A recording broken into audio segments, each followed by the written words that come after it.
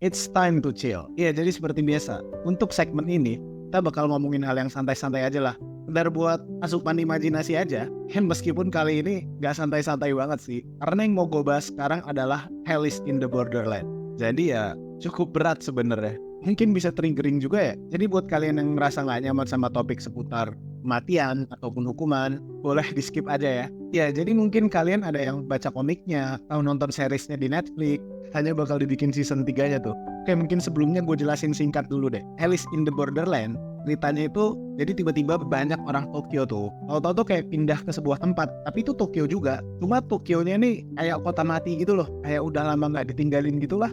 Jadinya mereka semua bingung. Ini gue di mana nih? Diculik alien, pindah ke masa depan, atau gimana nih? Apa yang terjadi? Ya, terus sembari ceritanya berjalan tuh akhirnya mereka tahu lah di tempat mereka berada itu tuh ternyata ada aturan yang harus mereka ikutin, di mana mereka tuh harus bermain berbagai macam game berbahaya untuk bisa bertahan hidup.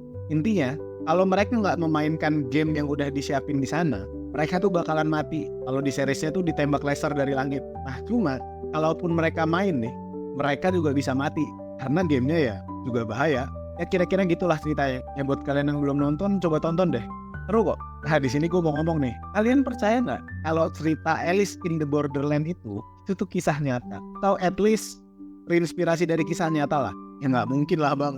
Masa bisa tiba-tiba kita ditembak laser dari langit? Benar. Nggak mungkin memang. Terus mana mungkin sih bang? Kita tiba-tiba disuruh ikut main game sama ikutin aturan kalau nggak mati.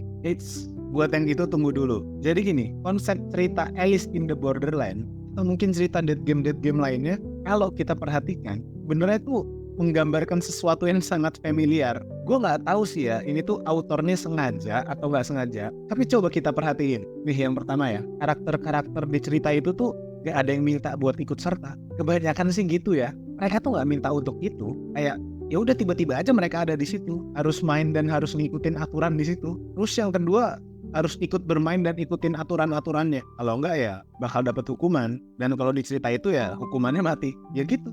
Tiba-tiba aja ada di situasi itu. Jadi ya mau nggak mau ya harus main. Lalu mereka tuh selalu dihadapkan dengan berbagai situasi dan pilihan yang sulit. Kalau ngikutin ceritanya pasti tahu kan. Ada kondisi yang mengharuskan pemain-pemain di situ tuh untuk saling menyakiti, untuk saling mengkhianati, bahkan saling bunuh satu sama lain. Ada juga kondisi di mana di karakter tuh cuma bisa menyelamatkan dirinya sendiri dan membiarkan karakter lain mati. Orang yang disayang lagi. Berat kan? Nah, dari ketiga hal yang gue sebut tadi, udah kebayang belum kisah nyata yang gue maksud? Oke gini, kalau belum kebayang ya, coba hukumannya ganti deh. Kalau di Alice in the Borderland kan mati. Coba diganti deh jadi kondisi-kondisi yang gak menyenangkan lah. Kayak misal jadi miskin, diasingkan, dipersekusi, atau bahkan bahkan bisa mati beneran juga sih. Ya, jadi kenapa gue bilang terinspirasi dari kisah nyata? Karena memang kalau dilihat-lihat tuh, cerita Alice in the Borderland itu menggambarkan ya life as it is, hidup yang sekarang lagi kita semua jalani ini. Cuma ya dengan penggambaran yang lebih ekstrim memang. Jadi bisa dibilang kalau kita semua sedang menjalani skenario Alice in the Borderland. Oke, disclaimer dulu ya. Gue di sini jelasin dari sudut pandang universalnya aja ya. Jadi di sini gue nggak bawa-bawa kepercayaan ataupun agama apapun. Ya, jadi sama seperti kebanyakan karakter di sana yang nggak pernah minta untuk serta dalam permainan-permainan itu, ya tiba-tiba ada di situasi itu aja. Ya kita pun kayak gitu nggak sih? Tiba-tiba udah aja ada di sini hidup dan kita nggak bisa memutuskan juga kan kondisi kehidupan kita kayak gimana. Permainan apa yang harus kita jalani juga kita nggak bisa menentukan. Ya memang itulah hidup. Terus ya itu ada permainan dan aturan yang mau nggak mau harus kita ikutin, harus kita jalanin. Ya bisa itu norma sosial, hukum, atau keseharian kita dan berbagai konflik yang kita jalani. Ini kita harus kerja nih buat cari duit untuk bisa hidup. Itu termasuk rules yang harus kita ikutin loh. Jadi ya tentu aja kalau kita nggak ngikutin rules yang barusan aja, ada imbasnya buat kita kan. Bisa kita jadi miskin, bisa kita malu, bisa kita stres. Ya ujung-ujungnya juga bisa mati beneran juga. Sama soal pilihan sulit, tahu saat dimana kita tuh harus mengorbankan orang lain for saving our own ass. Jadi perlu dijelasin nih. Iya, dalam berbagai kondisi itu kan pasti semua orang pernah ngalamin hal ini deh. Bisa di circle pertemanan, di dunia pekerjaan, atau bahkan di dalam keluarga. Kasarnya tuh paling tusuk dari belakang. Untuk apa? Ya untuk keuntungan pribadi atau mempertahankan posisi yang udah nyaman. Dalam hal ini bisa kalian yang jadi korban malah kalian jadi si penusuknya. Gimana? Terus kalau kita lihat-lihat nih dari jenis permainannya, ada permainan wajik yang membutuhkan kecerdasan, top yang membutuhkan kekuatan fisik, rating yang membutuhkan kerjasama tim, dan hati yang melibatkan permainan emosi. Sama kayak berbagai konflik di hidup kita kan? Ya di titik ini mungkin kalian mikir gini nih, Bang, jadi maksud lu hidup kita ini kayak dead game yang sadis gitu?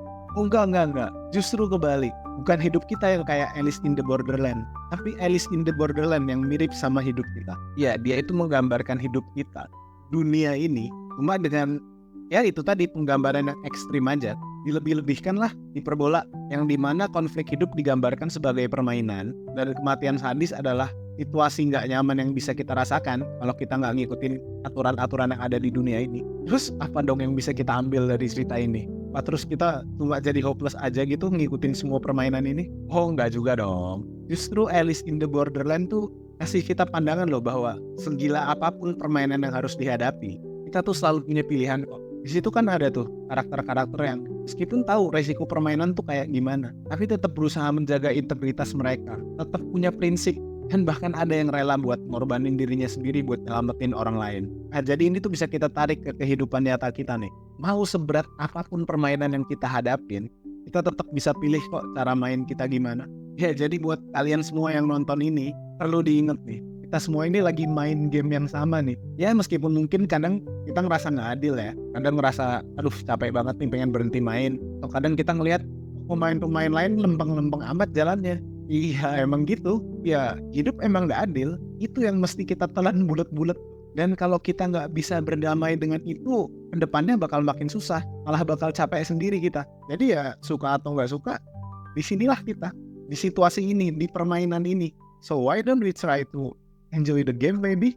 Oh iya, dan applause buat kalian yang meskipun ya permainan yang kita jalanin ini melelahkan dan tiap hari makin kesini makin melelahkan, tapi tetap memutuskan untuk terus ikut bermain sampai sejauh ini. Good game and well played buat kalian. Semoga kita bisa terus menjalani permainan ini sampai nanti saat kita berhasil melawan final boss atau misi terakhir kita nanti, kita tuh bisa senyum dan bilang I gave it my all. Jadi ya good luck and have fun. Ya udah, sekian buat sesi chill kali ini. Ya yang gak chill-chill amat sih sebenarnya. Tapi menurut kalian gimana? Atau kalian punya pandangan lain? Boleh coba komen di kolom komentar ya. Dan sampai ketemu di Chillin Time berikutnya.